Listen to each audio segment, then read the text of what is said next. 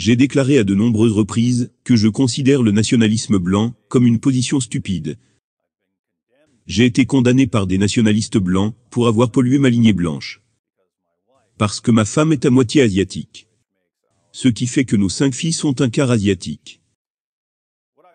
Cependant, ce que je trouve le plus intéressant dans cette discussion, c'est que beaucoup de personnes, qui condamnent diverses formes de nationalisme, font l'éloge de Mohammed, qui était un nationaliste musulman et un ethno-nationaliste. Je veux garder cette vidéo courte. Donc allons regarder 2 passages. Si vous souhaitez approfondir la question de l'ethno-nationalisme de Mohammed, voire de sa suprématie ethnique, selon laquelle sa langue, sa culture et sa religion devaient dominer le monde entier, n'hésitez pas à me le faire savoir. Mais pour l'instant, nous nous concentrerons sur le nationalisme musulman de Mohammed. Sahih Muslim 4594. Jabir ibn Abdallah a dit, Umar bin al-Khattab dit avoir entendu le messager d'Allah dire, j'expulserai certainement les Juifs et les chrétiens de la péninsule arabique, jusqu'à ce que je n'y laisse que des musulmans. Quel genre de nation Mohammed voulait-il? Il voulait une nation composée exclusivement de musulmans. Les Juifs et les chrétiens devaient en être expulsés. Lisons-en un autre. Il s'agit d'un extrait d'une section de Dernière Volonté.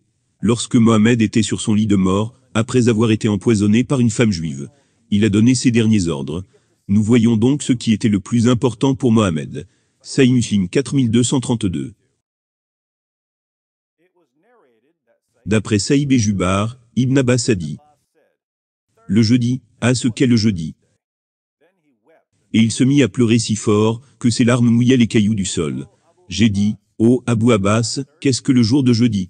Il dit, quand les souffrances du messager d'Allah devinrent plus vives, il dit, qu'on m'apporte de quoi écrire, afin que je vous mette par écrit, ce qui vous préservera de l'égarement après moi. Alors ils commencèrent à se disputer, verbalement, entre eux, et il ne convient pas de se disputer chez le prophète. Ils dirent, qu'est-ce qu'il a? Délire-t-il? Interrogez-le. Il dit, laissez-moi. L'état dans lequel je suis est mieux que celui auquel vous m'invitez. Puis il leur a ordonné 3 choses. Il dit, faites sortir les associateurs de la péninsule arabe. Comportez-vous avec la délégation de la même façon que je le faisais avec eux. Et la 3e, soit il ne l'a pas dite, soit il l'a dite, et je l'ai oubliée. Donc, l'une des dernières volontés de Mohammed était que ses disciples expulsent les non-musulmans de la péninsule arabique. Encore une fois, quel genre de nation voulait-il?